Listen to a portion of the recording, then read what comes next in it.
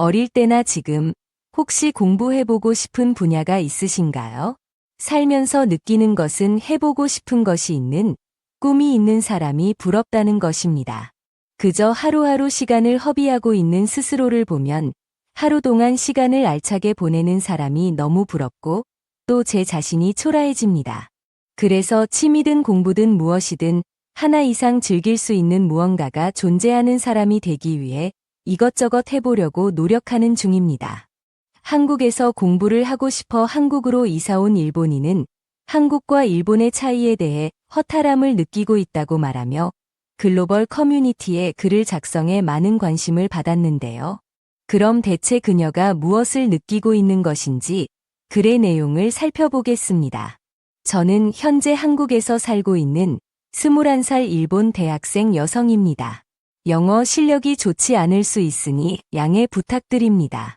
얼마 전에 일본 포털에서 하나의 기사를 봤는데 요즘 한국에 대한 일본인의 긍정적인 평가가 최근 20년 동안 최고치에 달한다고 합니다.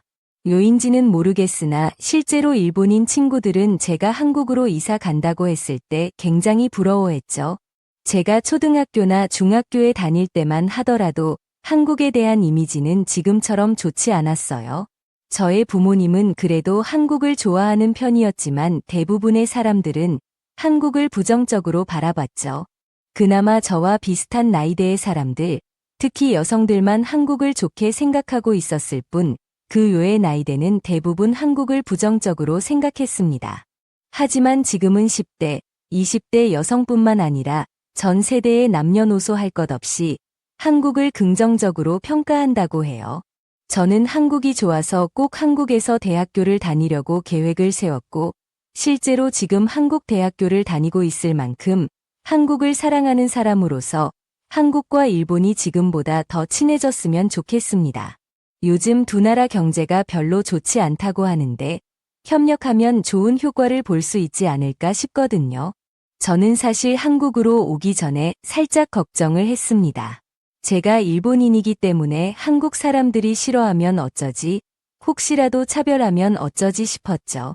일본에 있을 때도 이와 비슷한 경험을 했다는 사람들의 글이나 영상을 봤기 때문에 좀 두려웠습니다. 그러나 직접 와본 한국은 글이나 영상 속 사람들의 말이 사실이 맞나 싶을 정도로 너무 친절하고 좋은 사람들이더라고요. 아직까지 차별을 받은 적은 없으며 종종 오히려 일본인이라고 더 잘 대해주는 사람들도 만납니다. 그래서 아직까지 한국에서의 삶은 어릴 때부터 그리던 미래 모습과 많이 닮아 있기에 너무 만족스럽고 행복한 상황입니다. 하지만 제가 하고 싶은 말은 일본인으로서 한국에서 살며 느낀 허탈함에 대한 것입니다. 아마 일본에서 살고 있거나 일본에서 살아본 사람은 알만한 내용인데 사실 일본은 다른 선진국에 비해 디지털화가 덜 되어 있는 나라입니다. 정부에서도 이것을 잘 알고 있기에 매해 디지털화에 앞장서겠다 말하지만 딱히 바뀌는 건 없는 것 같아요. 그러나 한국에서는 이미 거의 모든 부분이 일본보다 훨씬 앞서 있고 전 세계를 선도하는 디지털화가 이루어진 나라이더라고요. 어쩌면 일본이 배워야 될, 나아갈 미래의 모습을 한국은 이미 달성한 상태라고 말할 수 있을 것 같습니다.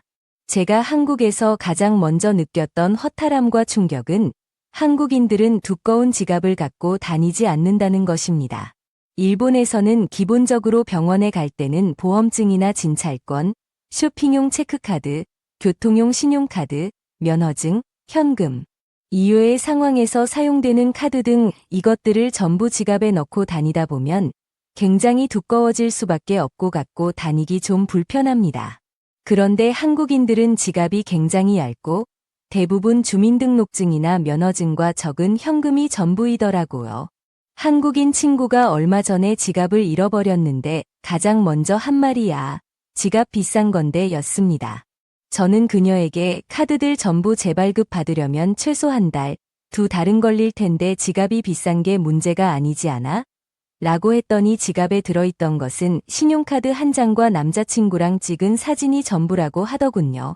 그러면서 지갑을 산지 얼마 안 됐고 특히 남자친구가 선물해준 거라 더욱 그에게 미안하기도 하고 지갑이 아깝다고 하더라고요. 가격은 한화로 40만 원 조금 넘었습니다. 저는 그녀와 이 대화를 하고 너무 큰 충격을 받을 수밖에 없었는데요. 어떻게 지갑 안에 신용카드 한 장과 사진이 전부일 수 있는 건지, 언제 잃어버릴지도 모르는 지갑을 무려 40만 원을 넘게 주고 살 수 있는 건지 이해가 안 갔습니다.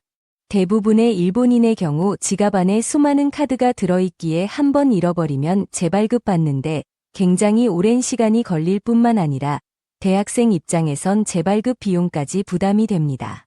뿐만 아니라 지갑에 꽤 많은 현금을 들고 다니다 보니 지갑을 잃어버린다는 것은 집 열쇠를 잃어버리는 것과 다르지 않죠.